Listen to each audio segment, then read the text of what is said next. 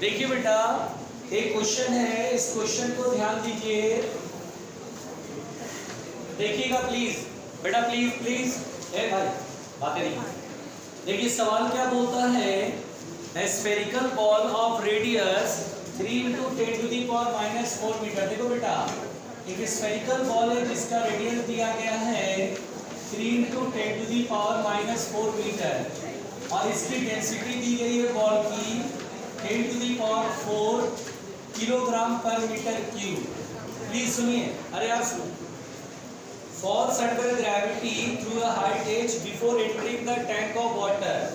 पानी में डूबने से पहले h हाइट ऊपर से छोड़ा गया और फिर यहाँ पानी बेटा वाटर है, टैंक में वाटर भरा है, तो वाटर के सरफेस से h हाइट ऊपर से ही छोड़ा गया। क्वेश्चन समझिएगा, बोलता है if after entering the water the velocity of the ball does not change, यानी जब यहाँ पर ये आता है तो पानी में जब आता है तो जैसे पानी से ठीक ऊपर जितनी स्पीड थी, पानी में एंटर करने के बाद भी स्पीड उतना ही है, मतलब यहाँ पर जितनी स्पीड है v उतना ही स्पीड पानी में एंटर करने के बाद भी है, कोई फर्क नहीं पड़ा स्पीड पर।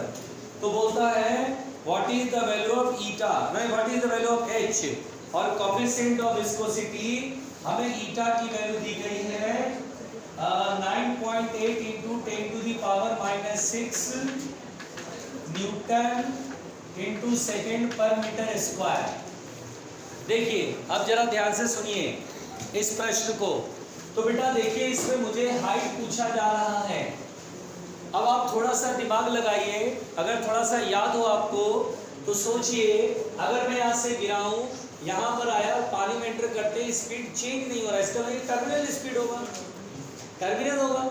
और यानी इसका मतलब देखो अरे साइड लिखता है तो स्पीड होता है √2gh और स्पीड जो टर्मिनल, ये टर्मिनल स्पीड की इक्वल होगा और √2gh और टर्मिनल स्पीड का फॉर्मूला था 2/9 r² g ईटा ब्रैकेट में बॉडी की density upon liquid minus density of liquid, यही था ना।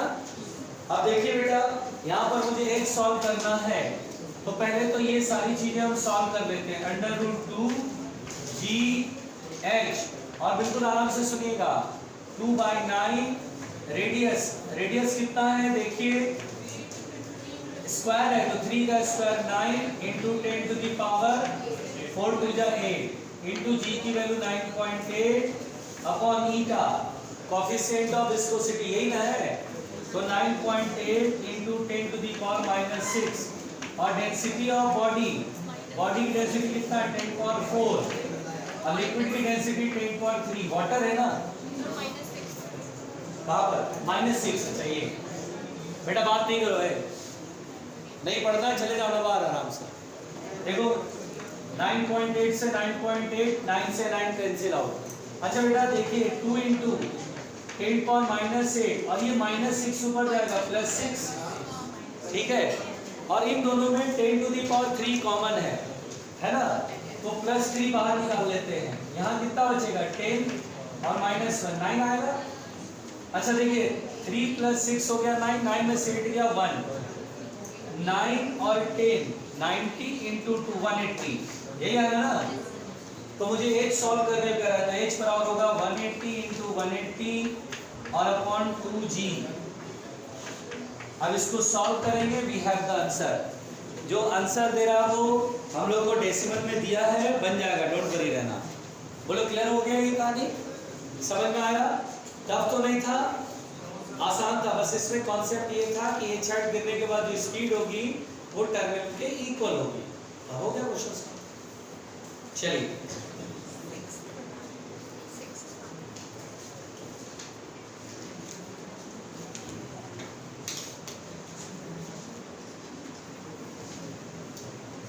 बेटा,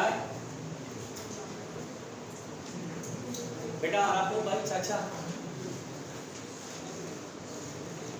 मेरा मान के चला है कि पापा जो भी हो, इस बार नहीं, इस बार नहीं।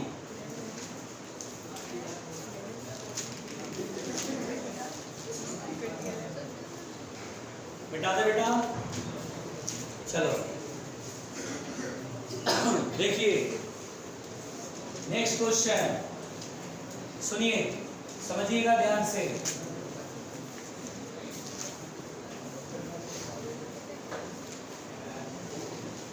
देखिए ये जो क्वेश्चन है वो बेटा सुनिएगा ध्यान से कि एग्जाम में पूछा हुआ है। इस क्वेश्चन में बोल रहा है टू वायर्स है सेम डायमीटर और सेम मटेरियल हैविंग लेंथ के दो वायर है बेटा और सेम डायमीटर है, मतलब इसका डायमीटर d तो दूसरे वायर का भी डायमीटर है d और सेम मटेरियल है। अगर यंग्स मॉडुलस की जरूरत होगी तो इसका भी यंग्स मॉडुलस वही होगा। सुनिएगा ध्यान से। Same material having length l and 2l, इसका लेंथ है l और इसका लेंथ है 2l। ओके, क्वेश्चन सुनिए ध्यान से। अब यहाँ पर क्वेश्चन कहता है if the force F is applied on each, यानी दोनों वायर पे फोर्स है, यानी ये पहला वायर है जिस पे मैं फोर्स F लगा रहा हूँ, इधर की तरफ मान लीजिए, बांध दिया, फिक्स कर दिया बॉल से, और ये दूसरा वायर है इससे भी मैं F फोर्स लगा रहा हूँ बेटा। और देखिए इसका लेंथ L है, डायमीटर D है, यंग्स मॉडुलस Y, इसका लेंथ 2L, डायमीटर D और यंग्स मॉडुलस Y।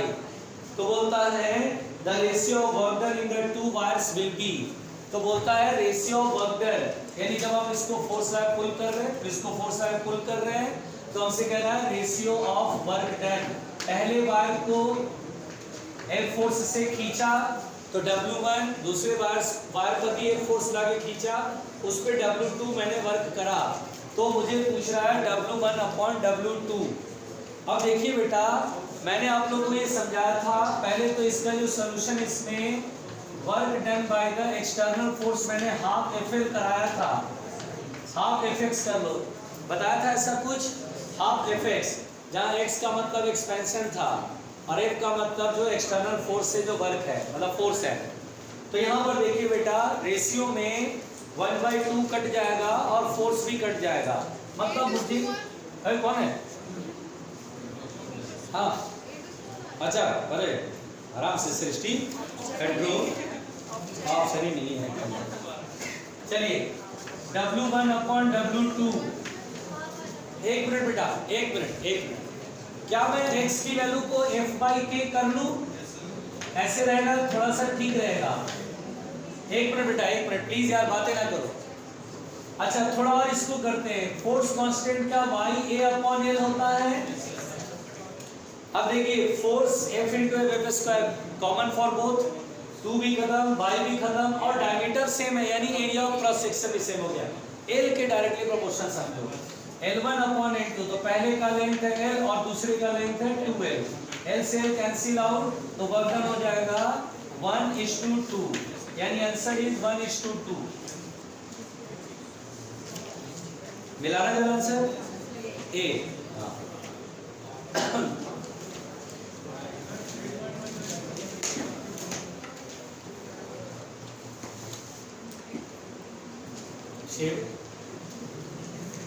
आराम से कंट्रोल करो बेटा, अपने आप को कभी कंट्रोल क्यों नहीं कर पाते हो?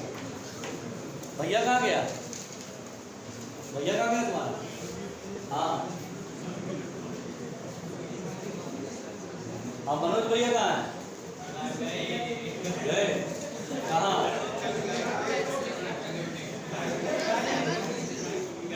चलिए हाँ, अरे तुम लोग की सेवा में 2 मिनट रुक जाओ, 1 सेकेंड मिटा दो बेटा पहले इसे, सबके समझ में आया? चलिए ध्यान दीजिएगा।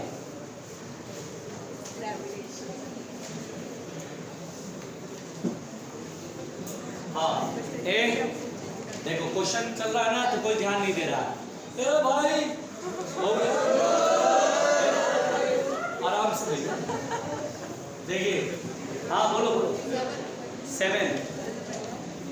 देखिए बेटा ऐसा, देखिए ये भी एक एग्जाम में पूछा हुआ सवाल है जिसको हम लोग मुंडी ऊपर करके बनाएंगे।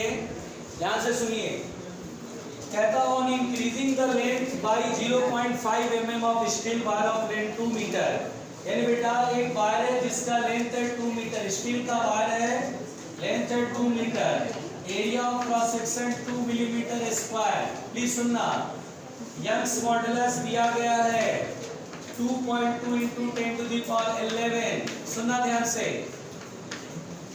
बेटा प्लीज सुनो, ये स्टील का वायर है, लेंथ मालूम, एरिया क्रॉस सेक्शन मालूम, यंग्स मॉडुलस मालूम।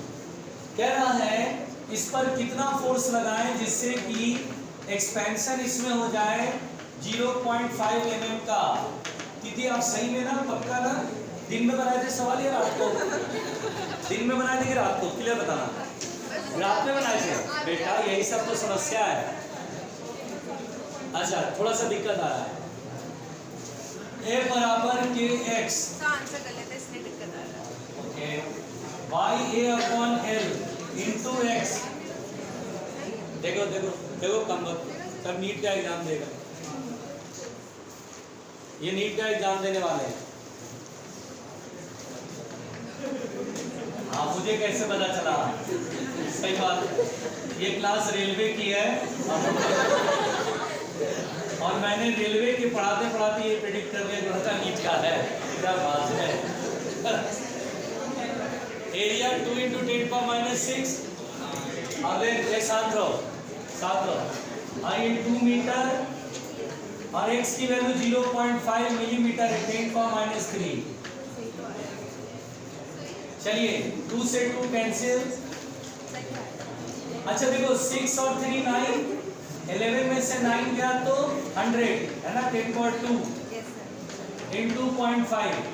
बेटा बात नहीं करो है क्या? 0.5 को मैं 1/2 कर दूं, ये 1.1 आएगा और इसमें 100 का मल्टीप्लाई करेंगे तो 110 न्यूटन, 110 न्यूटन मिलाते हैं आंसर। भाई बात नहीं करो यार प्लीज, बार बार बोल रहा हूँ। चलिए अब हम लोग बेटा हीट पढ़ते हैं, जहां तक पढ़ा था उसके आगे। क्या हो गया? क्या हो गया? सब ठीक तो है? कौन सा? 51 RPMT। हाँ भाई आइए, चलिए मिटाते बेटा, मिटाते।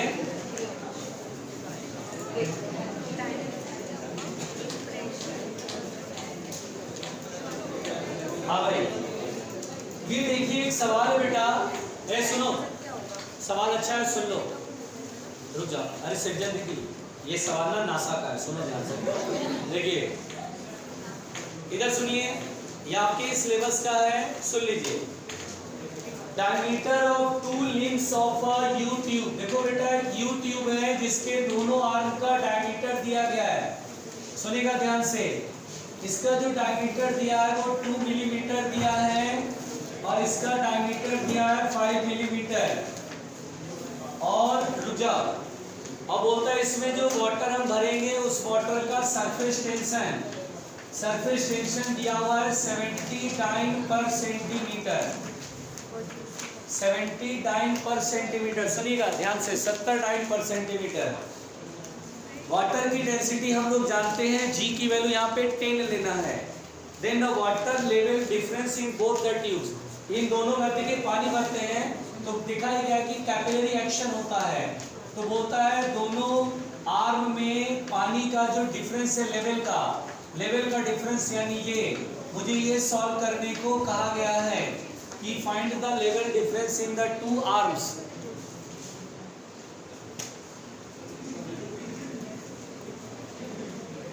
क्या दोस्त, तुम लोग को इसलिए बैठा नहीं जाना, नहीं तो बेचारा वहां से वहां फिर वहां कूदा, अब वो वहां आ गया, वहीं बैठोगे?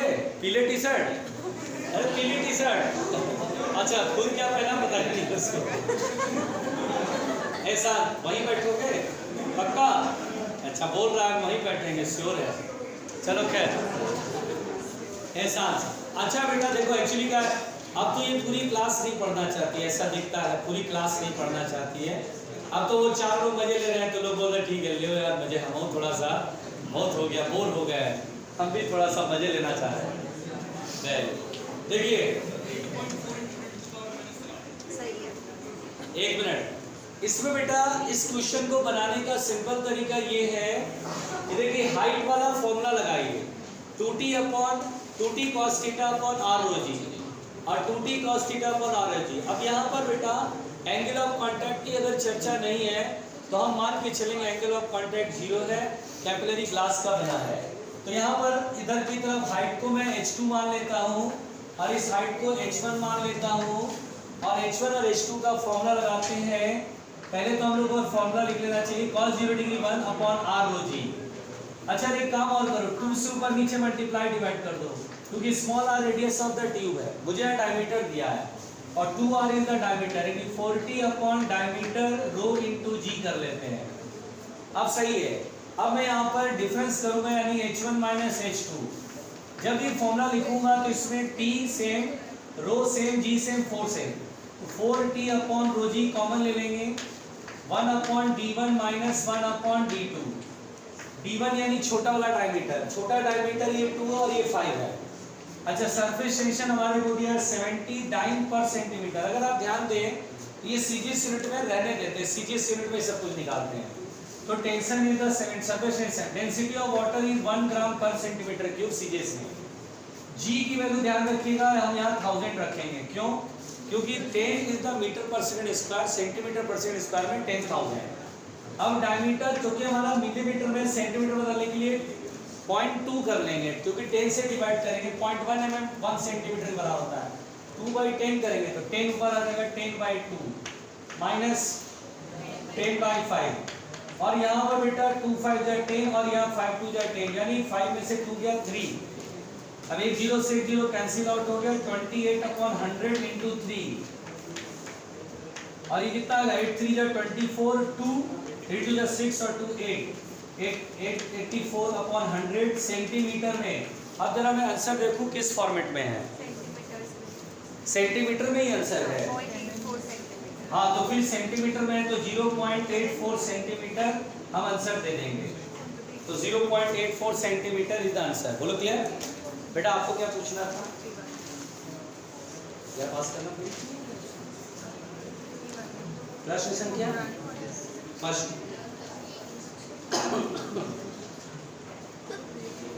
अच्छा ये सवाल आसान था ना?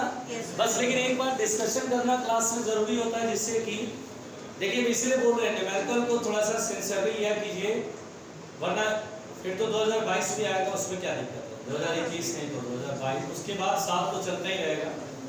और तो आपका है किस्मत कि आप कौन से साल सेलेक्ट होकर के डॉक्टर बनेंगे या बनेंगे कि भी नहीं बनेंगे, ये तो आपके हाथ में। सब कुछ अब आपके हाथों में है। और भैया आप तो एग्जाम का नोटिफिकेशन भी जल्दी आ जाएगा, अब धीरे धीरे खलबली मचने लगी है। मिटा दें,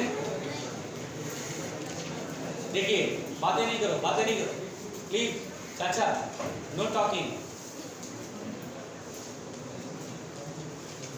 मिटाए, मिटा दे इसे बेटा। देखिए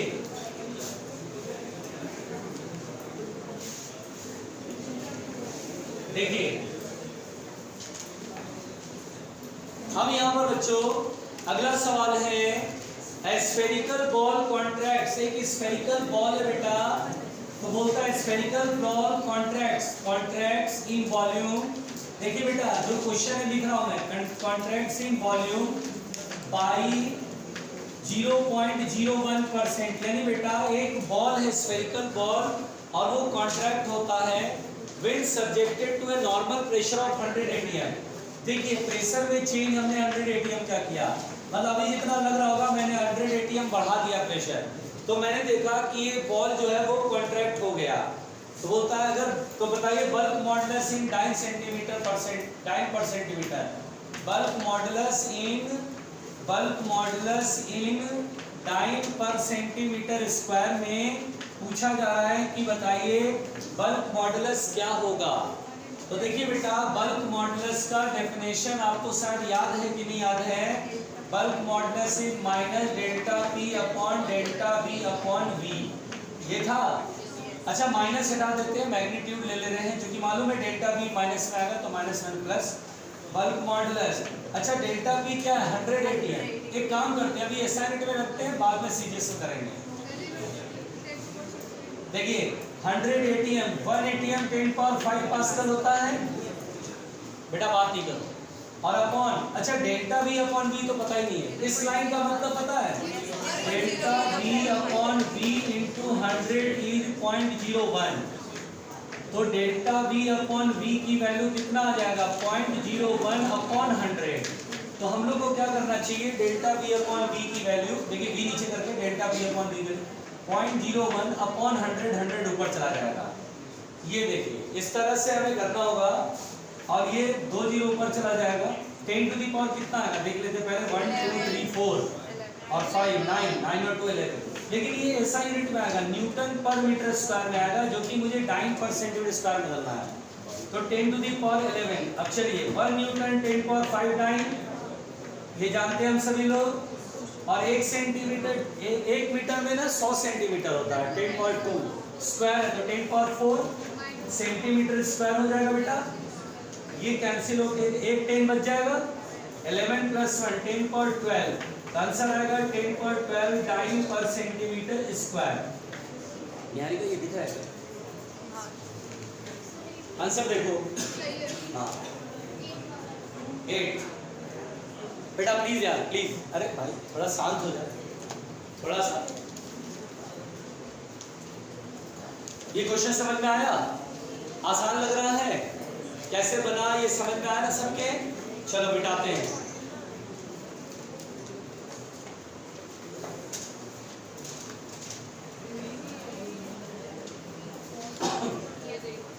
अरे थोड़ा रुको, चलिए मिटाते हैं। देखिए बेटा अगला सवाल क्या है, इसको समझ लीजिए। देखिए नेक्स्ट क्वेश्चन इसमें ये बेटा कि which of the following shows greater increment in length when subjected to same load to wires, यानी बेटा ये वायर से आपने लोड टांगा तो कौन से केस में एक्सपेंशन ज्यादा मिलेगा। देखिए कह रहा है, बिल्कुल आराम से सुनिए, which of the following, ऐसे करके क्वेश्चन को समझिए, which of the following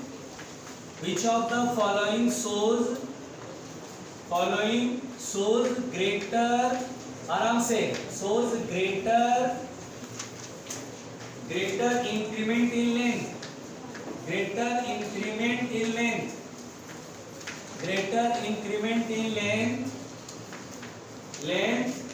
when subjected to, समझिए आराम से समझ लीजिए क्वेश्चन को, when subjected to same load to wires of same material। देखिए सभी वायर, जितने भी वायर लिए जाएंगे सबके मटेरियल सेम है। अच्छा मटेरियल सेम तो इलास्टिसिटी सेम लेना बेटा, ठीक। अच्छा मेरे पास जो ऑप्शन है वो सुन लीजिए, L की वैल्यू 1 मीटर, फिर L की वैल्यू 2 मीटर, L की वैल्यू नहीं 1 मीटर, ये 2 मीटर, L की वैल्यू 2 मीटर, और यहाँ रेडियस दिया गया 1 mm, फिर ये दिया है 2 मिलीमीटर, फिर दिया है 1 मिलीमीटर, और फिर दिया है 2 मिलीमीटर। देखो बेटा इन चारों ऑप्शन में किसमें एक्सपेंशन सबसे ज्यादा होगा, तो देखिए एक काम करते हैं, W वेट अगर टांगेंगे तो वेट ऐसे नीचे और ऊपर KX लगेगा, क्या वायर को स्प्रिंग की तरह ट्रीट करते हैं, और K का मतलब हम लोग जानते हैं YA, एरिया क्या पाया स्क्वायर लिख दूं अपॉन L इंटू X। अच्छा W is common for all, Y common for all, pi common for all, तो हम बोलेंगे sir X proportional to L ऊपर R स्क्वायर नीचे। बोल रहा है कि किसमें एक्सपेंशन सबसे ज्यादा होगा, यानी L अपॉन R स्क्वायर जिसमें सबसे ज्यादा है। चलिए L अपॉन R स्क्वायर यहाँ सॉल्व करते हैं, L की वैल्यू 1 और R स्क्वायर भी 1 आएगा। यहाँ देखते हैं यूनिट में टेंशन मत लो बेटा, सब तो सेम यूनिट में है। L की वैल्यू यहाँ 1 और यहाँ 2 का स्क्वायर 4, यहाँ 1/4 आएगा, ये अभी बड़ा चल रहा है ना। चलिए इसको देखते हैं, L की वैल्यू 2, थर्ड ऑप्शन में L/R स्क्वायर 2, और ये 1 का स्क्वायर 1, ये सबसे बड़ा तो यही लग रहा है। और यहाँ देखें L/R स्क्वायर, L की वैल्यू 2 और r की वैल्यू 2 का स्क्वायर 4 1/2। तो सबसे बड़ा लेंथ कौन सा l/r स्क्वायर किसमें सबसे बड़ा है? c में। तो हमारा बेस्ट ऑप्शन क्या कौन सा होगा? c। यानी जिसमें l/r स्क्वायर सबसे बड़ा उसमें इंक्रीमेंट भी सबसे बड़ा। क्लियर? अरे क्लियर कि नॉट क्लियर? या और साफ हो गया? जो भी आ रहा था सब साफ, बढ़िया। अब सर ये ताबूत पे आखिरी कील आपने ठोक दी है। अब इलास्टिसिटी हम पूरी तरह से भूल चुके हैं कंप्लीटली, जो आता था कंफ्यूज। चलो भाई बस आप थोड़ा जरा पढ़ा लो। कल दिल्ली पुलिस कल भी आएगी, तुमको पता है दिल्ली पुलिस कल भी आएगी, अब कल भी बताएगी।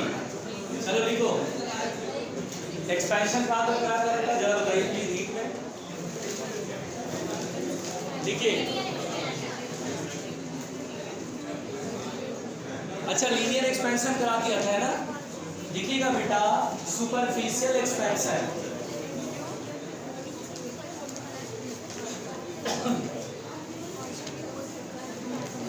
अरे देखो बस हो गया।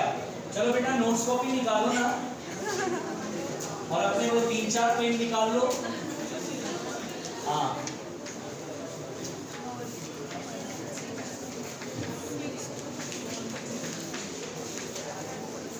देखिए, अरे चलो तुम बैठ जाओ वहीं, पीला टी शर्ट वहीं बैठ जाओ। चलो वो तुमको बार बार बुला रहा है, हिला दिए इसको। ज्यादा नहीं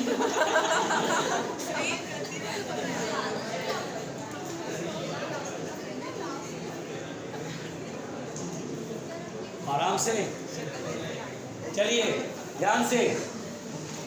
बैठा नहीं, हैदर बार बार तुमको बुला रहा है।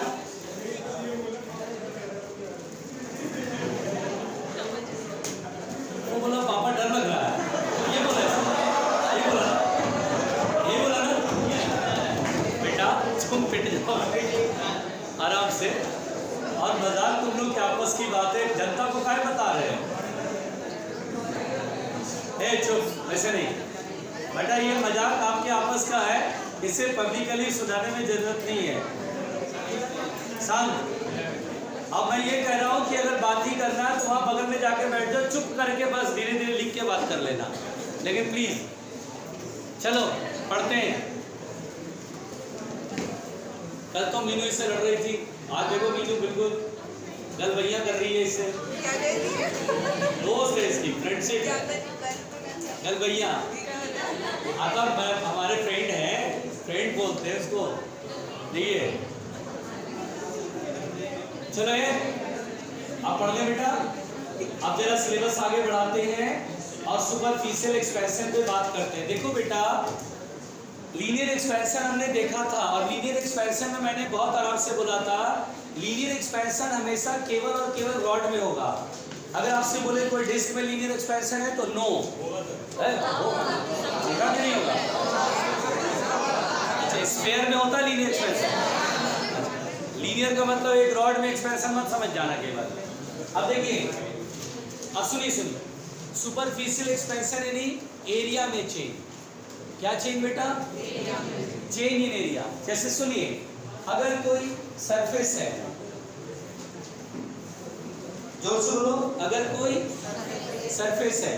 अब देखो बेटा ये इसका एरिया A0 है इनिशियली। अब मैंने डेल्टा थीटा से टेम्परेचर बढ़ाया, तो सिंपल सी बात है उसी फॉर्मेट में लिखेंगे। अगर चेंज इन एरिया कहेगा तो A0 into beta delta theta. Guess करो what is delta A? Change in area. What is A0?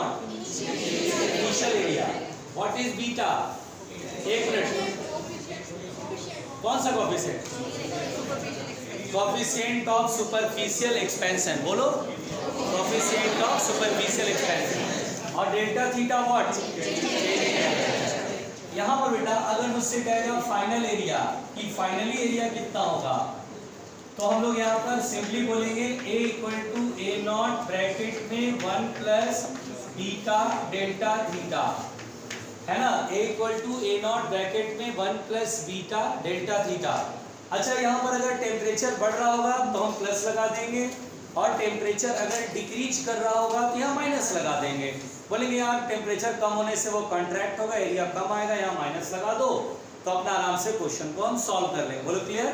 तो इस तरह से बेटा ये फाइनल एरिया का ये फॉर्मूला है, कृपया लिख लीजिए।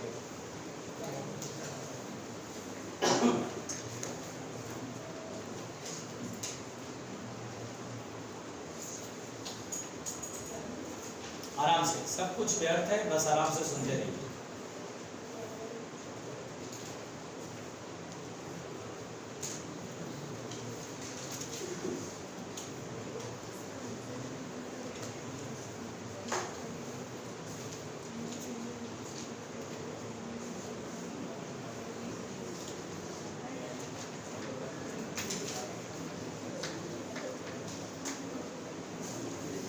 थर्ड है बेटा वॉल्यूम एक्सपेंशन। देखिए थर्ड है बेटा वॉल्यूम एक्सपेंशन की वॉल्यूम में एक्सपेंशन। तो जिस तरह से लेंथ में चेंज, एरिया में चेंज, उसी तरह से वॉल्यूम में चेंज का फॉर्मूला पढ़ेंगे।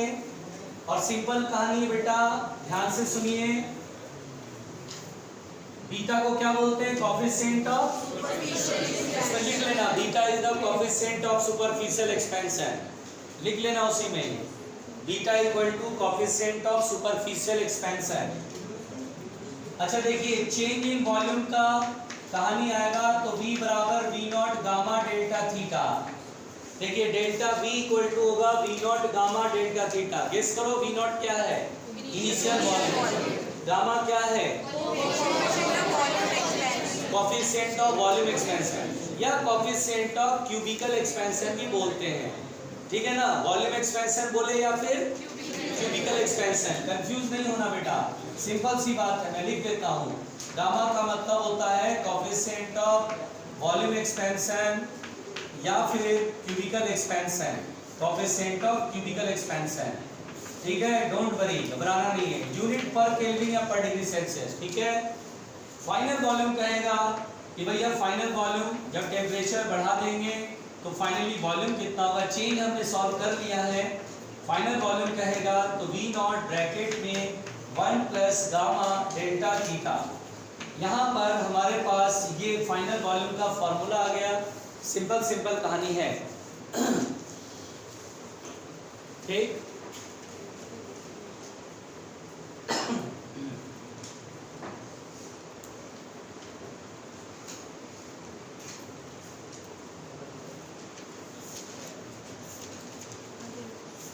देखिए आराम से सुनिएगा बेटा, मिटा दो इधर, चलो ध्यान से सुनते बेटा, आराम से सुनना कि हमने यहाँ पर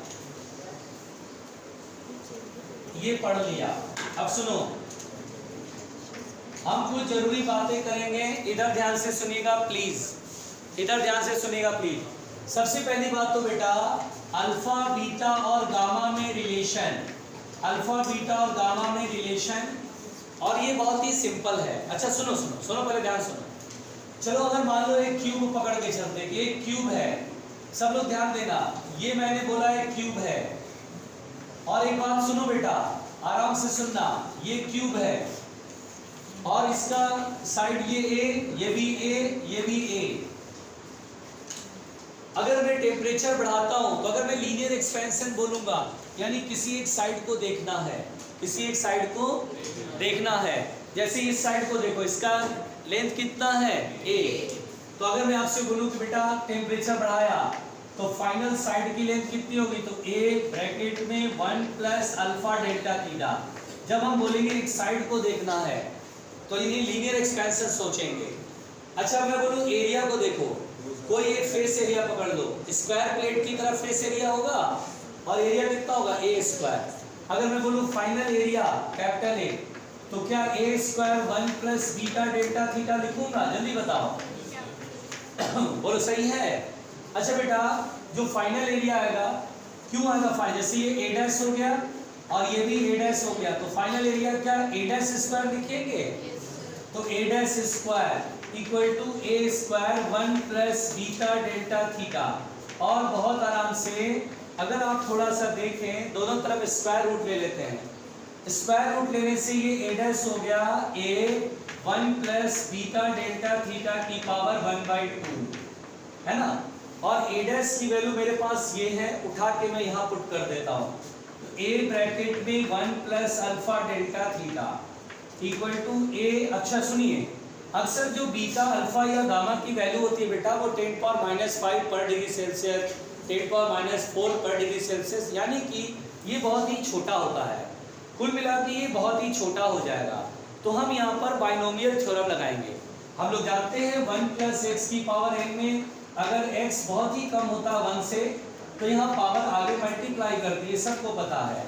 यहाँ पर भी 1/2 यहाँ बीटा वाले टर्म में मल्टीप्लाई होगा, तो 1 plus half beta delta theta, और इस तरह से ये a से कैंसिल आउट हो गया और यहाँ 1 से 1 चला जाएगा, तो अल्फा डेल्टा थीटा बराबर हो गया 1/2 बीटा डेल्टा थीटा।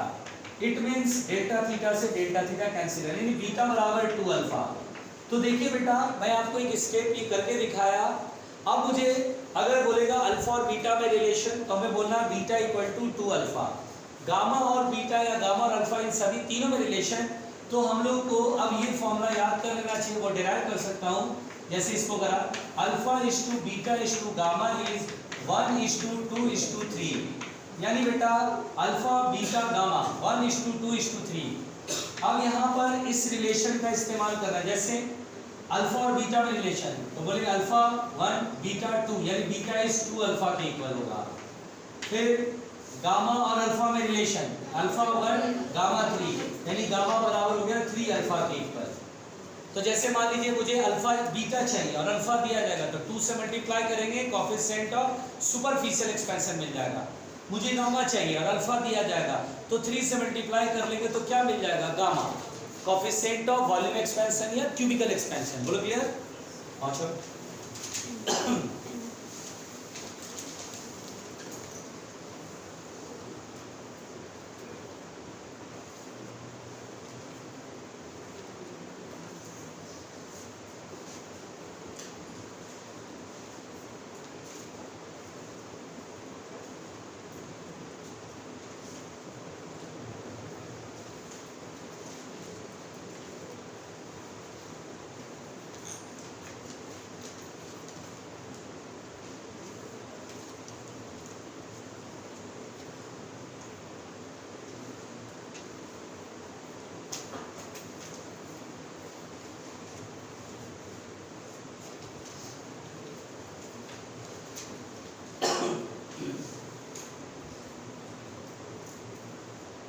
आओ मिठाई आओ।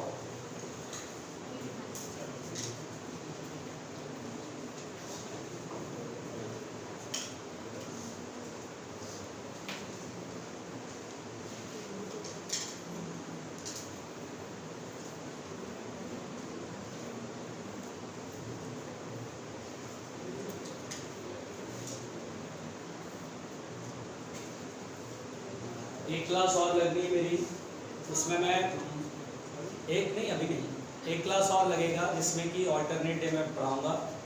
उसमें मैं छोटी यूनिट कंप्लीट करूंगा, ऑप्टिक्स, ऑप्टिक्स और मॉडर्न। इसके बस बाद ये क्लास चलती रहेगी। इस क्लास में हीट कंप्लीट होने के बाद ऑसिलेशन वेव का नंबर आएगा, इलेक्ट्रोस्टैट का नंबर आएगा, और वो जो दूसरी क्लास लग रही है उसमें मैं ऑल्टरनेट डे में ऑप्टिक्स पढ़ाऊंगा, मॉडर्न पढ़ाऊंगा, ऑप्टिक्स पढ़ा दूंगा, उसके बाद मॉडर्न पढ़ाऊंगा। ठीक है, और इस सीक्वेंस में हीट के बाद हम लोग क्या पढ़ेंगे, ऑसिलेशन वेव, SHM और वेव पढ़ लेंगे। अरे यार जब मॉडर्न पढ़ाऊंगा तो वो नहीं पढ़ाऊंगा। बिठा दो बेटा, देखिए प्लीज फुटर फुटर बंद कीजिए, ध्यान दीजिए, एक बात समझिए क्या होता है बेटा। इधर सुनिए, इधर सुनिए, इधर इधर इधर, मैं इधर हूँ, जरूरी बातें कर रहा हूँ, ध्यान से सुनिए। कभी कभी क्या होता है, प्लीज जरा सुनिए, हमें दो ऑब्जेक्ट दे देगा। जैसे मान लीजिए आपसे बोलेगा एक स्टील का रॉड है, ऐसे बोल देगा ये स्टील का रॉड है और ये एल्यूमिनियम का रॉड है, और यहाँ पर एक मिनट सुनिएगा, अब ये स्टील का रॉड है और ये एल्यूमिनियम का रॉड है, और दोनों का ना इनिशियल लेंथ सेम है। कभी कभी बेटा इन थ्योरेटिकल क्वेश्चन हमें थ्योरेटिकल सवाल के अंदर कभी कभी पूछ देगा कि यार दोनों को ना टेम्परेचर चेंज सेम कराया, जैसे 1 डिग्री सेल्सियस से टेम्परेचर को राइज कराया, तो कौन सा रॉड ज़्यादा एक्सपेंड होगा। तो यहाँ पर बेटा एक थोड़ा सा ना, जैसे अभी रटना नहीं है लेकिन एक कंपैरेटिव आइडियाज दिमाग के अंदर होना चाहिए। एक बात सुनिए, स्टील और एल्यूमिनियम का अगर कंपैरिजन कराएगा तो एल्यूमिनियम का अल्फा बड़ा होता है स्टील से। कितना होता है ये हमें नहीं पढ़ना है, लेकिन एक अनुमान के तहत आपको बस इतना याद रखना है कि यार गर्म करने पर ना एल्यूमिनियम ज़्यादा तेजी से फैलता है और स्टील कम तेजी से। इसके लिए कोई डेटा याद नहीं रखना, बस इतना ही याद रखना है कि एल्यूमिनियम जो है वो ज़्यादा अल्फा इसका ज़्यादा होता है, या स्टील का ही प्लेट होगा। सुनेगा ध्यान से, स्टील का प्लेट होगा और एल्यूमिनियम का प्लेट होगा, तो बोलेगा कि भाई अगर स्टील का प्लेट है एल्यूमिनियम का प्लेट है, गर्म करेंगे सेम टेम्परेचर से तो कौन ज़्यादा एक्सपेंड होगा, तो बोलेंगे एल्यूमिनियम ज़्यादा एक्सपेंड होगा। अल्फा या बीटा या गामा एल्यूमिनियम का स्टील से ज़्यादा होता है। तो स्टील अक्सर आपको स्टील और एल्यूमिनियम के सवाल हमें कंपैरेटिव स्टडी में मिल जाते हैं, ठीक है। तो यहाँ पर हम लोग को याद रखना पड़ेगा कि हेयर एल्यूमिनियम का जो अल्फा होता है वो स्टील से बड़ा लेना होता है। बोलो क्लियर। अब जैसे मैं आपसे एक सवाल पूछता हूँ बेटा, देखिए थ्योरेटिकल सवाल है और ये देखिए आपको पहले से आइडिया रहेगा तभी बना पाएंगे आप। जैसे देखिए अगर आपसे क्वेश्चन बोलता, बिल्कुल आराम से सुनना, आराम से सुनना। मान लीजिए बेटा मैं आपसे बोलूं कि स्टील का प्लेट है, पहले सुनिएगा ध्यान से। अच्छा एक चीज आपके नॉलेज में होना चाहिए, अगर मैं बोलूं ये प्लेट है मेटल का और इसमें मैं एक होल कर दूं, इसको होल कर दूं, ठीक है बेटा। अब ये प्लेट है, अगर मैं बेटा इस प्लेट को गर्म करता हूं तो बताइए जब मैं प्लेट को गर्म करूंगा तो प्लेट तो एक्सपैंड होगा, तो ये जो होल का साइज होगा वो घटेगा या बढ़ेगा? बढ़ेगा। अच्छा देखो वो तीनों जनता सो रही है ना, और जो सो रहा उसको उठाना जाना। रचित तेरे बगल में गधे, तू वही है ना क्लास प्रोडक्ट, और तू वही है ना जो एक दिन एक बच्चे को बहुत झगड़ा कर रहा था कि तू बोल रहा क्लास में मेरे को पढ़ने में डिस्टर्बेंस हो रहा है, वही है ना वो? तुम लोगों को याद नहीं है? एक दिन वो वहां बैठा था और एक से झगड़ गया था बहुत तेज। अब किसने झगड़ा किया था? क्योंकि उसने वो कुछ बोलना शुरू किया था पढ़ाई के दौरान। इसने बोला सर मेरा को डिस्टरबेंस हो रहा है, और कर्रा लड़ा था और दोनों को भी बाहर भगाया गया था, और फिर दोनों का बाहर में बातचीत हो गई, चलो फाइनल हो गया। और ये उस दिन और इस दिन आज का दिन आप देख रहे हैं, आज तेरे को नुकसान नहीं हो रहा है, हैं? उस दिन मेरे को तू बड़ा सटीक लड़का लगा कि नहीं यार ये लड़का कुछ ना कुछ अपनी लाइफ में करेगा, आज देख के लग रहा है। उस दिन छलावा था, दिखावा था, उस दिन या तो इसकी दुश्मनी रही होगी उससे कुछ चेट वाले मगर तेरे को मैं बताता हूँ, तू बोल कुछ। और जैसे बोला उसका हंगामा कर दिया, बोला सर इसकी वजह से मेरा सिलेक्शन रुक रहा है। अच्छा मैं भी बोलकर इसके लिए सिंपैथी कर रहा है, कम इसको पढ़ने से कौन रोक सकता है। मैं उसके लिए उस लड़के को मैं कसम से अगर मेरा कुछ अगर पावर होता तो 2-4 चाटे खींच के मार देता कि इस बच्चे को पढ़ने क्यों नहीं दे रहा है। लेकिन उस दिन अगर मैं चाटे मार देता तो आज मुझे वाकई अफसोस हो रहा था। इस कम मदद के लिए मैंने लड़ाई लड़ी, क्लास का भी सुना है। गलत बात है ना? एहसान बिल्कुल गलत बात है। अगर मैं आपको अगर अप्रिशिएट भी करता हूँ तो आपको बिल्कुल सुनाऊंगा भी कि आप गलत कर रहे हो, गलत है तो गलत है। ध्यान से दीजिए, सुनिए और ध्यान दो भाई, ध्यान दो। एहसान प्लीज। नहीं बेटा सिर में दर्द झुका। अच्छा तुमको पता है 2 दिन पहले मुझे रात को तेज बुखार आया, मैं रात भर सो नहीं पाया, फिर भी मैं काम पे आया क्योंकि दिहाड़ी इसको बोलते हैं डेडिकेशन, काम के प्रति डेडिकेशन। अब देखो मेरा लालच अगर दिहाड़ी का है तो तुम्हारा लालच मेडिकल का सिलेक्शन करने को है, नहीं है तुम्हारा लालच। बहुत बढ़िया, चलिए ध्यान देते हैं। हाँ सुनिए, अगर मैं इसे गर्म करूंगा बेटा तो ये होल का रेडियस बढ़ेगा कि घटेगा?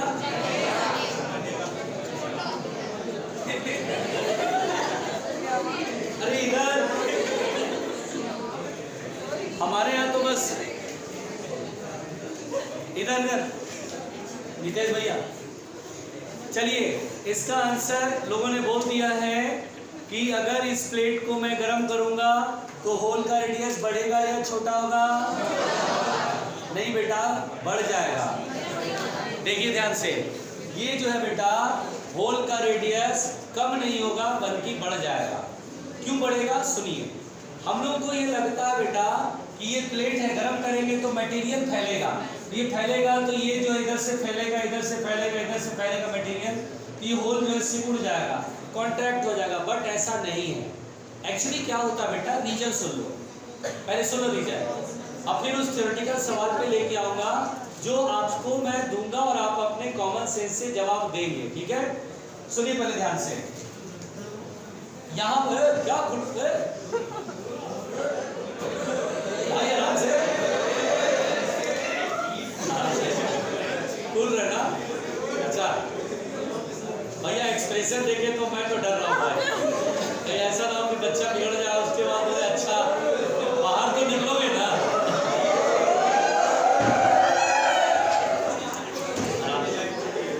आराम से ए भाई देख लेना, बचा लेना हमको भी, बाहर नहीं निकल रहा है। अच्छा मजे की बात है कि आजकल स्कूटर से आते, कुछ करना थोड़ी ना, बस एक लात मारना है, निकल लेना है, उसके बाद तुम देखो तुम्हारा काम क्या है।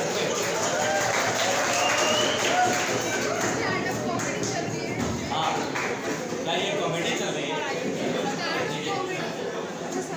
तो बेटा सुनिए सुनो, ये जो होल है बेटा वो दरअसल कॉन्ट्रैक्ट नहीं बल्कि एक्सपैंड होगा, और इसका रीजन बहुत सिंपल है। सुनिए क्या होता है बेटा कि इस होल के सरकमफ्रेंस में जो मॉलिक्यूल है वो ऐसे है, होगा ना, इधर मॉलिक्यूल, प्लेट में तो मॉलिक्यूल होंगे ना। क्या होता है बेटा, गर्म करते हैं जब, तो हमेशा दो मॉलिक्यूल के बीच का सेपरेशन बढ़ता ही बढ़ता है। वो दो मॉलिक्यूल कहीं भी हो, हमेशा उनके बीच का सेपरेशन बढ़ेगा। अगर आप सोचिए कि अगर आप यहाँ पे गर्म करते हैं और आप बोलते हैं होल कॉन्ट्रैक्ट होगा, तो ये दो मॉलिक्यूल के बीच का सेपरेशन क्या होगा, कम हो जाएगा, जो कि नेवर पॉसिबल। एक्सपेंशन इस तरह से होता बेटा कि किसी भी दो मॉलिक्यूल के बीच का सेपरेशन ऑलवेज इंक्रीज करेगा। इसलिए यहाँ पर बेटा एक्सपेंशन हमेशा बाहर की तरफ होता है, एक्सपेंशन अंदर की तरफ नहीं होता, बाहर की तरफ। अंदर की तरफ होगा तो law of nature he opposite हो जाएगा कि भैया गर्म करने पे मॉलिक्यूल का सेपरेशन बढ़ना चाहिए, कॉन्ट्रैक्ट हो गया, सेपरेशन कम हो गया। इसलिए यहाँ पर बेटा एक्सपेंशन हमेशा बोलते हैं बाहर की तरफ होता है, अंदर की तरफ नहीं। अगर ये प्लेट हम गर्म करेंगे, इस प्लेट को हम गर्म करेंगे बेटा, तो सुनिए ध्यान से, इस प्लेट को गर्म करेंगे तो ये प्लेट का पूरा डायमेंशन भी बढ़ेगा और होल का रेडियस भी बढ़ेगा, यानी होल अब बड़ा हो जाएगा। यानी ऐसा मत सोच लेना कि मटेरियल बढ़ेगा तो होल कॉन्ट्रैक्ट होगा, नहीं, बल्कि यहाँ पर हर चीज बाहर की तरफ एक्सपैंड होती है। तो प्लेट अब इस तरह से मिलेगा जिसमें होल का रेडियस या एरिया कह लीजिए वो बढ़ जाएगा। पहले यहाँ तक समझ में आ गई बात। अब यहाँ पर बेटा ध्यान, चाचा ध्यान सुन, अब यहाँ पर बेटा पहले ये तो कॉन्सेप्ट क्लियर हो गया कि होल का एरिया बढ़ेगा। अब सवाल क्या है, वो थ्योरेटिकल सवाल सुनो। मैं आपसे ये बोल रहा हूँ बेटा, बहुत आराम से सुनना, कि ये स्टील का एक प्लेट है, स्टील का प्लेट है, और स्टील के प्लेट में मैंने एक होल किया जिसका जो रेडियस है वो मान लीजिए 1 मीटर का है। ये स्टील का बना हुआ है, बिल्कुल आराम से सुनना, इस थ्योरेटिकल सवाल का जवाब देना हमें। और अब मेरे पास एक एल्यूमिनियम का बॉल है, एल्यूमिनियम का बॉल है, ये स्टील का बना और ये एल्यूमिनियम का बॉल है, और जिसका जो है रेडियस 1.01 मीटर है, यानी कि इस होल की रेडियस से जरा सा बड़ा। और अब मेरे को इस एल्यूमिनियम के बॉल को स्टील के होल में फिट करना है। क्या करना है बेटा, फिट करना है। यह एल्यूमिनियम का डिस्क समझ लो, डिस्क है, इस डिस्क को ये होल भरना है मुझे। तो मैं देख रहा हूँ कि ये रेडियस थोड़ी सी ज़्यादा है, रेडियस ज़्यादा होने से जब इसके ऊपर लाते तो फिट नहीं हो पा रहा है, होल को पूरा भर नहीं पा रहा, थोड़ा थोड़ा इधर बाहर निकल जा रहा है।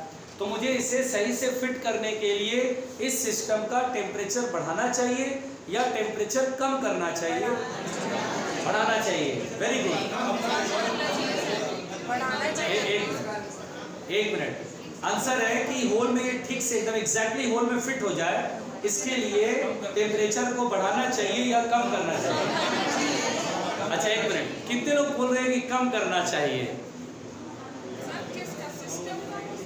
मैं बोल रहा हूँ सिस्टम का टेम्परेचर बढ़ाना चाहिए कम का, तो कम वाले ने हाथ उठाया है, कम होना चाहिए। अच्छा एक मिनट, अमित जी जवाब देंगे। अमित जी जरा बोलिए। टेम्परेचर बढ़ाएंगे तो स्टील का होल ये एरिया फैलेगा,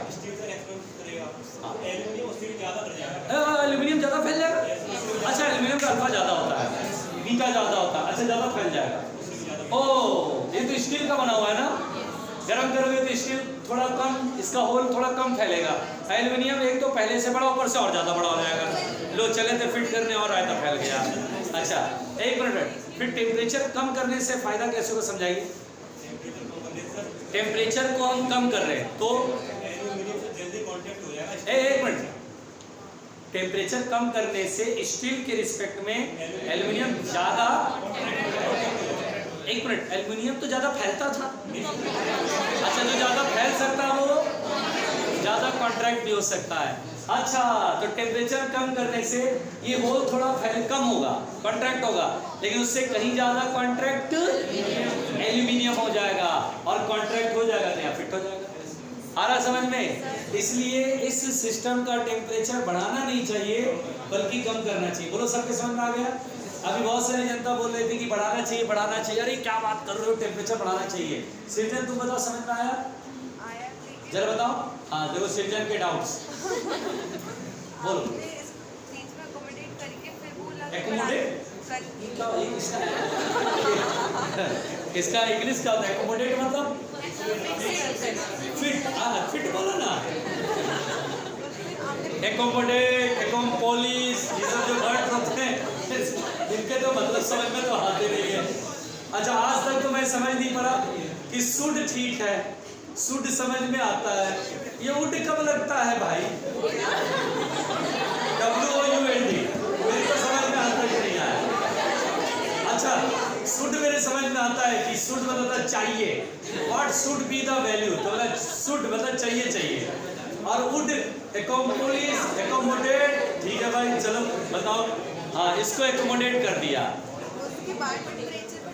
उसके बाद हाँ हाँ, अरे इसको रख के देखा तो पता चला बड़ा है यार, बड़ा है तो सिस्टम का टेम्परेचर घटाए या बढ़ाए ताकि फिट आ जाए, घटा दो। बोलो क्लियर बच्चों, ये समझ में आ गया? ठीक, मिटा लो इसे मैं डिस्कस करना चाह रहा था। प्लीज प्लीज भैया, और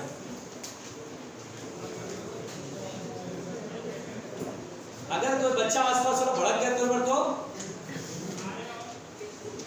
अभी भड़क गया तो कि तेरे से डिस्टर्बेंस हो रहा है तो लड़ने बैठ जाए उससे।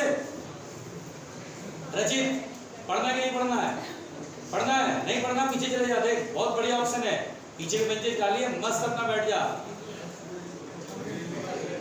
अब प्यार से बोलना बेटा, काम आगा मैं तुम्हें बोलूंगा बेटा बाहर चले जा तो बेइज्जती महसूस हो जाएगी। भैया शांत शांत प्लीज, ज्यादा डिस्टर्बेंस कर रहे हैं, मिटा इसको। देखिए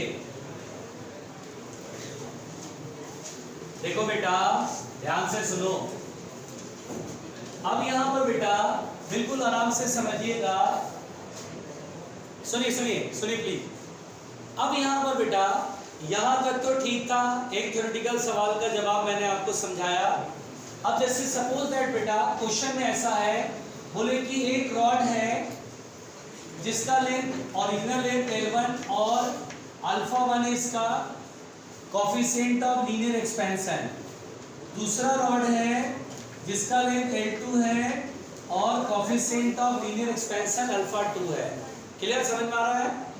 अब हमसे बोला कि इन दोनों रॉड का जो लेंथ का डिफरेंस है, बता बेटा लेंथ का डिफरेंस मतलब क्या समझेंगे? L1 माइनस L2 है ना, ये समझेंगे ना। तो कह रहा है कि लेंथ का डिफरेंस जितना भी है वो चाहे कुछ भी टेम्परेचर बढ़ा दो, लेंथ का डिफरेंस उनका सेम रह रहा है।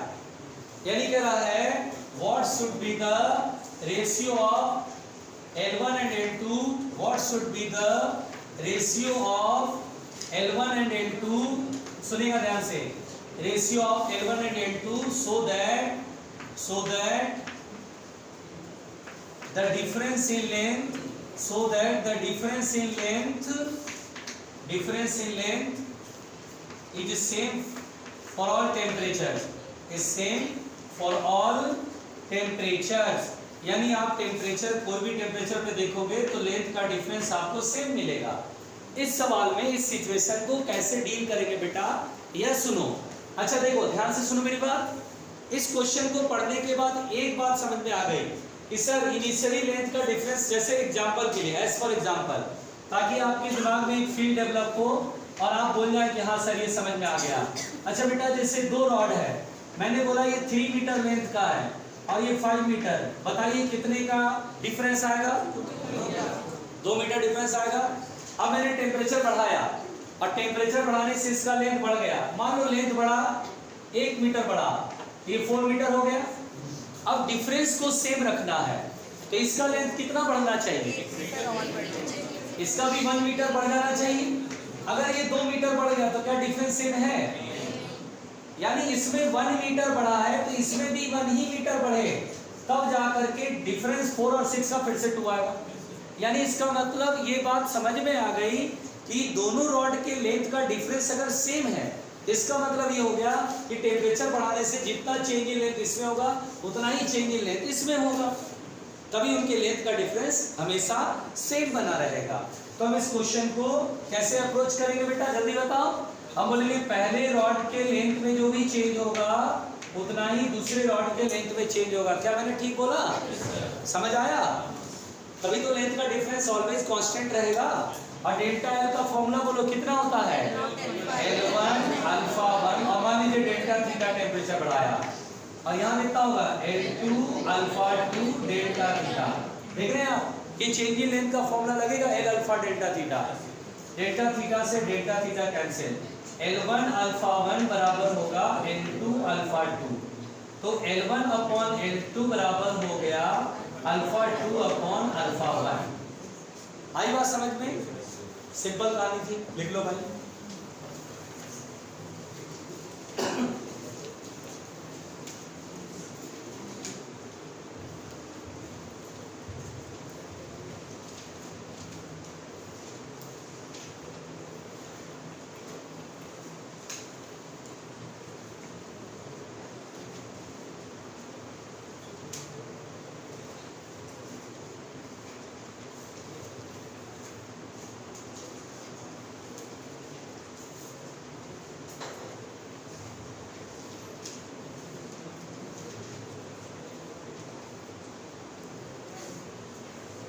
ठीक, समझ गए?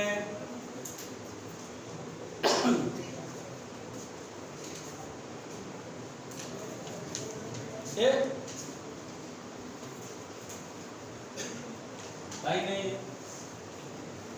बेटा, बेटा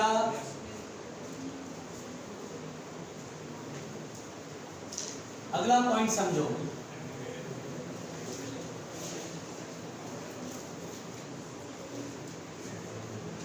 शांत बेटा, शांत रहना। देखो बेसिक सी बात ये बेटा कि change in time period of simple pendulum या change in time period of pendulum clock, इसका क्वेश्चन आएगा। Time period of pendulum clock, pendulum clock का क्वेश्चन आता है ऑफ पेंडुलम क्लॉक। सुनो ये बोलने यार, मैंने कितनी बार बोला आपको, बहुत बोलने का मन करता है, बाहर चले जाओ ना, बाहर चले जाओ एकदम आराम से जाकर के खूब बोलो। देखिए ध्यान से सुनिए, पहले सुनिए। अब यहाँ पर बेटा change in time period of pendulum clock, पहली बात तो सुनिए, सुनिए पेंडुलम क्लॉक का टाइम पीरियड कितना होता है, जल्दी बताइए। 2 सेकेंड, गधे 2 सेकेंड। सुनो पहले आराम से। अगर आपसे बोले पेंडुलम क्लॉक की टाइम पीरियड तो क्या लेना है? 2 सेकेंड। अगर आपसे बोलेगा पेंडुलम क्लॉक, जैसे बोले pendulum clock 2 second time period, ठीक, उसमें पेंडुलम होता है जो कि ऑसिलेट करता रहता है और उसका टाइम पीरियड 2 सेकेंड का होता है, ठीक। अब सुनो ध्यान से, हमें क्वेश्चन क्या आता है बेटा, पहले ये समझिए, 1-2 बार पूछा हुआ है। जैसे क्वेश्चन ऐसे आता है, बोलेगा एक पेंडुलम क्लॉक करेक्ट टाइम देता है 20 डिग्री सेल्सियस पे, यानी जब टेम्परेचर 20 डिग्री सेल्सियस है करेक्ट टाइम देता है। चलो भाई अच्छी बात है। बोलेगा टेम्परेचर 40 डिग्री सेल्सियस हो गया तो बताइए पेंडुलम क्लॉक एक दिन में कितना स्लो हो जाएगा, कितना फास्ट हो जाएगा। इस तरह का सवाल हम लोग को मिलता है। पढ़ा हुआ रहेगा तुरंत आंसर निकाल के रख दोगे, नहीं पढ़ा हुआ रहेगा होशियारी करोगे, बनाने की कोशिश करोगे, बस उसके बाद टी बराबर 2.√L/g करोगे, उसके आगे बढ़ोगे, करते करते 2-3 स्टेप के बाद अरे छोड़ो रहने दो आगे देखते हैं, ठीक है। और जिनका पढ़ा हुआ है याद है एट दैट मोमेंट वो तुरंत से क्वेश्चन बना देगा कि सही आंसर ये है। सुन लीजिए कैसे करते हैं, पहले सुनिए क्या होता है बेटा कि पेंडुलम क्लॉक में पेंडुलम इमेजिंग करो और ये ऐसे ऑसिलेट कर रहा है। एक पेंडुलम का जो टाइम पीरियड होता है बेटा वो टाइम पीरियड होता है 2π√L/g होता है। ये time period of a pendulum होता है t = 2π√L/g। रुकना, जब मैं टेम्परेचर इसका बढ़ाऊंगा डेल्टा थीटा से तो क्या होता है, टेम्परेचर बढ़ने से जो इसमें वायर लगा होता है बेटा वो वायर का लेंथ एक्सपैंड होता है। जी थोड़ी ना बदलेगा, गर्मी होने से जी नहीं बदलता है, जी सेम रहेगा, लेंथ बदल जाएगा। तो the new time period let us suppose t dash, तो आप बोलेंगे सर इसमें टाइम पीरियड, तो मैंने देखो लेंथ बदल जाएगा, length new length, final length लिखना है L/g में फाइनल लेंथ होगा L ब्रैकेट में 1 + alpha delta theta upon g। पहले यहाँ तक समझ में आया? अब देखिए बेटा इन दोनों इक्वेशन को मैं डिवाइड करता हूँ, t डैश ऊपर और t नीचे।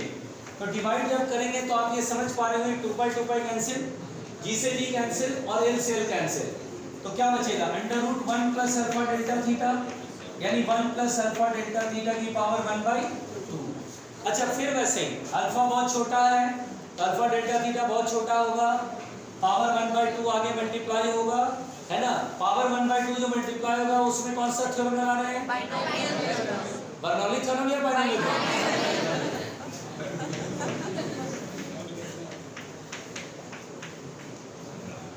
ठीक है। अब बेटा 1 को इधर लाएंगे, 1 इधर माइनस में होगा। अच्छा सुनिए पढ़े लिखे आप लोग, t डैश अपॉन t -1 बराबर हाफ अल्फा डेल्टा थीटा। थोड़ा और पढ़े लिखे हैं, टाइम पीरियड में t का एलसीएम होगा और t इधर t डैश माइनस t का चेंजिंग टाइम पीरियड आ गया। अरे t dash minus t dash final और t initial, final minus initial changing time period, और जो t नीचे एलसीएम है उधर पहुंचा दें। पहली बात सुनिए, पहली बात half alpha delta theta into T. पहली बात बेटा एक तो पहले आपको ये फॉर्मूला याद करना पड़ेगा कि सुनो अभी काम पूरा नहीं हुआ, सुनो पहले। अगर मुझसे कहेगा change in time period of a pendulum clock तो बोला change in time period half alpha delta theta into T. क्या फॉर्मूला रखना, half alpha delta theta into time period. और पेंडुलम क्लॉक का टाइम पीरियड कितना होता है 2 सेकंड का, यहाँ 2 रखना, 2 से 2 काट देना, अल्फा देखना है क्वेश्चन के अंदर और चेंज इन टेम्परेचर देखना है, बस दोनों का फटाफट multiply, we have the change in time period. लेकिन 1 सेकंड रुक जाओ। अब सवाल इसमें ये जो सवाल होता है चेंज इन टाइम पीरियड का वो बहुत कम आता है। सवाल जो ओरिजिनल होता है वो क्या होता है, बोलेगा 20 डिग्री सेल्सियस पे करेक्ट टाइम देता है, तो जब 40 डिग्री सेल्सियस हो गया तो बोलेगा एक दिन में कितना स्लो या फास्ट, ऐसे करके सवाल आता है। पहले यहाँ पे लिखो फिर वो सवाल समझाता हूँ।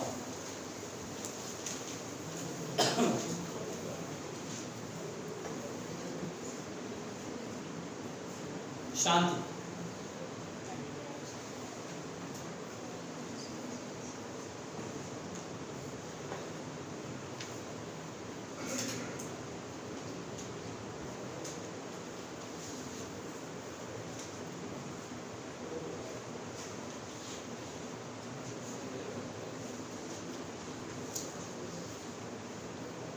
तुम 12th में पढ़ता है ना, 12th में पढ़ता है ना।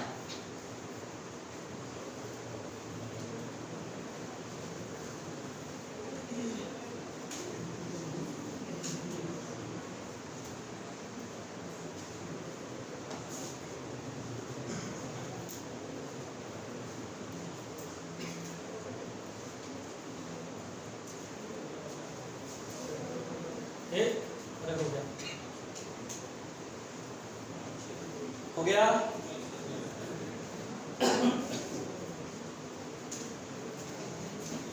एक सवाल पहले पूछता हूं, जवाब देना।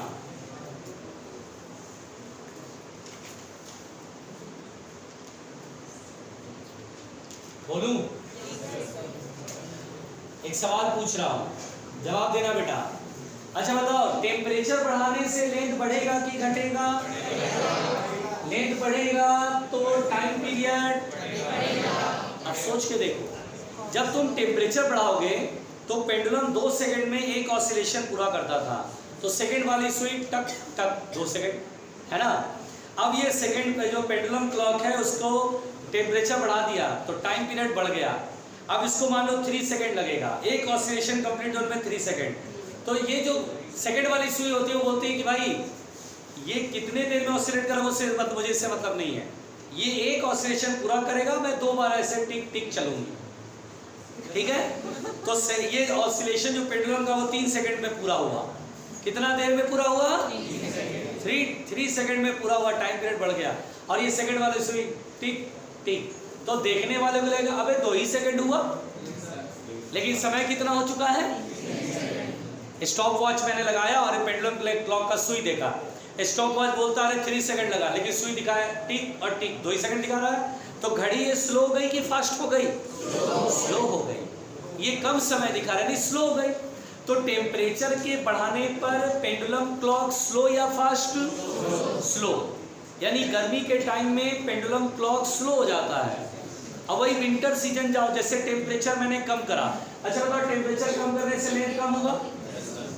लेंथ कम होगा तो टाइम पीरियड कम होगा, जल्दी जल्दी ऑसिलेट करेगा। 2 सेकंड में पहले ऑसिलेट करता था नॉर्मली, अब वो 1.5 सेकंड में ऑसिलेट हो गया।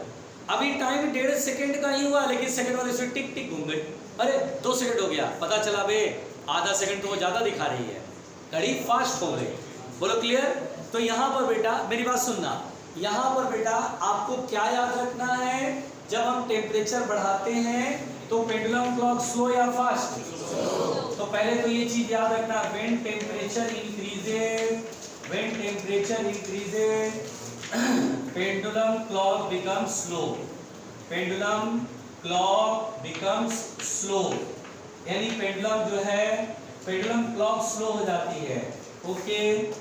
और जब टेम्परेचर हम घटाते हैं, when temperature decreases pendulum clock becomes fast. Pendulum clock becomes fast, pendulum clock fast हो जाती है।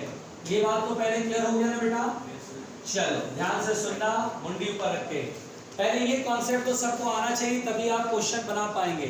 जैसे सवाल में आता है ना कि एक दिन में कितना गेन करेगा या कितना लूज करेगा, ऐसे करके सवाल आता है। तो हमें ऑप्शन पूरा समझने के लिए ये कॉन्सेप्ट अब हमें आ गया। पहले बताओ, गर्मी में स्लो होगा कि फास्ट होगा? और ठंडी के दिनों में फास्ट। एक कंसेप्ट क्लियर हुआ। अब सुनो ध्यान से, इसमें क्वेश्चन क्या बोलता है बेटा, सुनो 1 मिनट। बोलेगा स्लो और fast in 1 day, slow oblique fast in 1 day, एक दिन में कितना स्लो या फास्ट है, ऐसे करके पूछेगा। देखिए इसका सवाल कैसे बनाएंगे, मैं इधर हूं कि इसका सवाल कैसे बनाएंगे। फॉर्मूला जो बताएंगे बेटा उसको बिल्कुल याद कर जाना, क्वेश्चन देखना, तुरंत लगाना। अगर आपने इसे बनाने की चेष्टा करी, यानी नीट के एग्जाम में सवाल आया और आपने अगर बनाना पूरा शुरू किया तो आपसे नहीं बनेगा, क्योंकि टाइम ज़्यादा लगेगा और 3-4 स्टेप के बाद ही लगने लगेगा कि यार फालतू हो गया, मेरे से नहीं बन रहा। मतलब पूरा देश बनाएगा और आप नहीं बना पाएंगे, इसलिए आप इतना रिस्क क्यों ले। रट जाइए इसको, जैसे इसको याद कर लिया इसको भी याद करिए। देखिए क्या है, पहले समझा देता हूँ। बोलेगा पेंडुलम क्लॉक एक दिन में कितना फास्ट या कितना स्लो, आराम से आराम से, एक दिन में कितना फास्ट या कितना स्लो। तो देखो कैसे करेंगे, हम बोलेंगे सर 2 सेकेंड में इन 2 सेकेंड टाइम जो है वो डेल्टा टी से या तो फास्ट हो जाएगा या कम हो जाएगा। नहीं समझ में आया? जैसे नॉर्मली 2 सेकेंड लगता है नॉर्मल टेम्परेचर पे, जब गर्मी हो गई तो स्लो हो गया, अब टाइम पीरियड 3 सेकेंड का लगने लगा। तो एक्चुअल टाइम 2 सेकेंड है, अब टाइम लग रहा है एक ऑसिलेशन में 3 सेकेंड, तो कितना स्लो हो गया? 1 सेकेंड। 1 सेकेंड ही तो घड़ी पीछे चली गई। तो हम बोलेंगे 2 सेकेंड में, 2 सेकेंड वाले टाइम में जितना टाइम पीरियड में चेंज होगा वही 2 सेकेंड में स्लो या फास्ट होगा। देखो मेन पॉइंट यहीं से उठाना कहानी को, 2 सेकेंड में इतना टाइम स्लो या फास्ट, जैसे मान लो टाइम पीरियड में चेंज आया 1 सेकंड का, तो बोले अरे 1 सेकंड का चेंज आया, गर्मी है, गर्मी का टाइम है, अरे यार घड़ी तो स्लो हो गई, तो हर 2 सेकंड में 1 सेकंड स्लो हो जाएगी, हर 2 सेकंड में 1 सेकंड स्लो होती चली जाएगी। अरे भाई बोलो ना, तो हर 2 सेकंड में 1 सेकंड स्लो होगी, तो 1 सेकंड में कितना स्लो हो गई, डेल्टा टी अपॉन 2। तो 1 डे में, एक दिन में स्लो या फास्ट, एक दिन में हाउ मेनी सेकंड, 86,400, सही है, एक दिन में इतने सेकंड पार हो जाते हैं। तो डेल्टा टी अपॉन 2 इंटू 86400 है ना। तो एक दिन में कितना स्लो या फास्ट, इसको स्मॉल टी से लिख देते कि एक दिन में कितना स्लो या फास्ट। इसका फॉर्मूला आएगा बेटा, देखो डेल्टा टी का वैल्यू कितना है, half alpha delta theta into T. T में 2 सेकंड रखते तो 2 से 2 कट गया, अल्फा डेल्टा थीटा, इसकी वैल्यू अल्फा डेल्टा थीटा, और 2 से इसका डिवाइड करेंगे 432 आएगा। तो आपको करना क्या, 43200 में alpha delta T delta theta multiply कर देना बस। यानी 86,400 में 2 का डिवाइड कर लो, यानी 443,200 में अल्फा डेल्टा थीटा मल्टीप्लाई करना। कुछ दिमाग नहीं लगाना। अगर इसका सवाल आ गया, आपको बोलेगा अभी गर्मी, अभी नॉर्मल है 20, गर्मी आ गई 40, बोला डिफरेंस इज 20 डिग्री सेल्सियस, बोला 20, और फिर देखना अल्फा कहाँ है, अल्फा ये है, अल्फा रखना एंड 86,400 का हाफ, 86,400 का हाफ 43,200 से मल्टीप्लाई करना, फटाक से पता चल जाएगा एक दिन में कितना स्लो या कितना फास्ट। गर्मी रहेगा तो आंसर देना स्लो वाला। अरे मेरी बात समझ में आ रही है?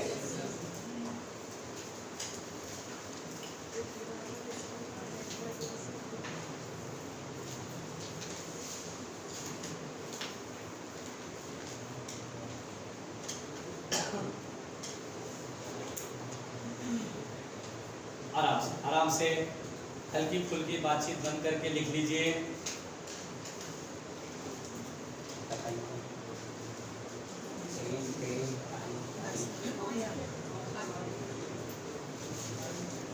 मिटाएं, एक सवाल बनाओगे इस पे? एक सवाल बनाते हैं ना।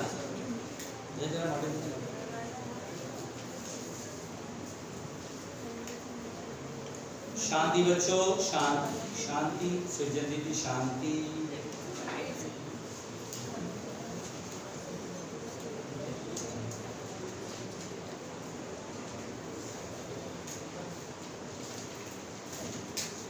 ऐसा क्वेश्चन नहीं है, प्रीवियस ईयर पर है।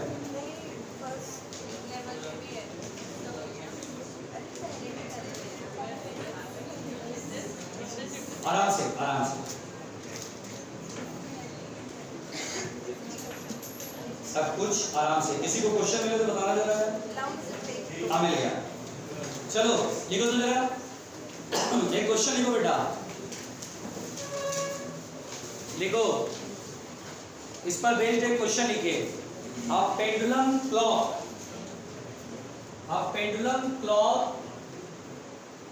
हैज एन आयरन पेंडुलम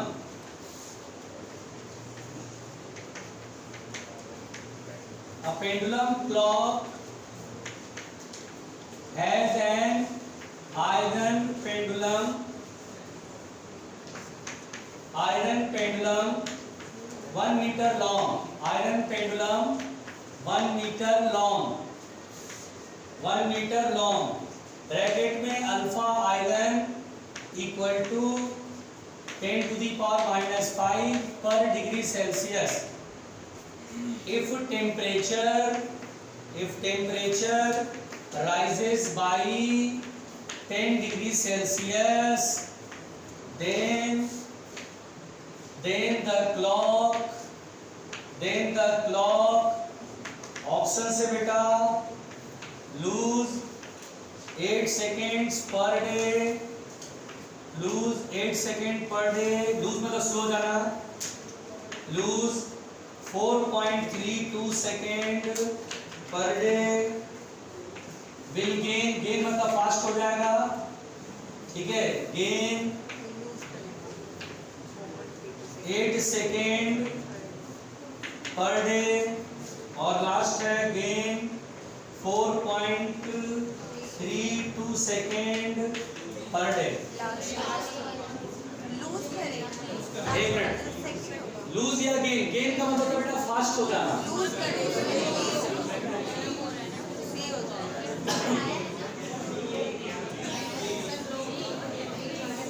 एक मिनट आराम से। पहले एक काम करते हैं, temperature rises by 10 degree Celsius. Temperature बढ़ाने पर घड़ी स्लो या फास्ट? घड़ी स्लो हो गई, और स्लो होने का मतलब लूज हो जाना। भाई 3 घंटा समय हो गया, दिखा रहा है 2 घंटे, लूज किया नहीं घंटे, इसका मतलब है बेटा लूज करना, नॉट गेन। स्लो मतलब होता है लूज करना, उतना टाइम वो गेन ही नहीं कर पा रहा, लूज हो गया उतना टाइम। तो पहले तो लूज वाले ऑप्शन देने होंगे मुझे, ये क्लियर है कि टेम्परेचर बढ़ाने से घड़ी स्लो होती, स्लो मतलब लूज। तो ए और बी ऑप्शन होगा, सी और डी तो हो नहीं सकता है। और अब मेरे को देखना है कि 8 सेकेंड गेन करेगा या लूज करेगा या इतना। तो हम लोग फॉर्मूला कौन सा लगाएंगे, जल्दी बताओ। एक दिन में पूछेगा तो फॉर्मूला क्या है? 43200 अल्फा डेल्टा थीटा।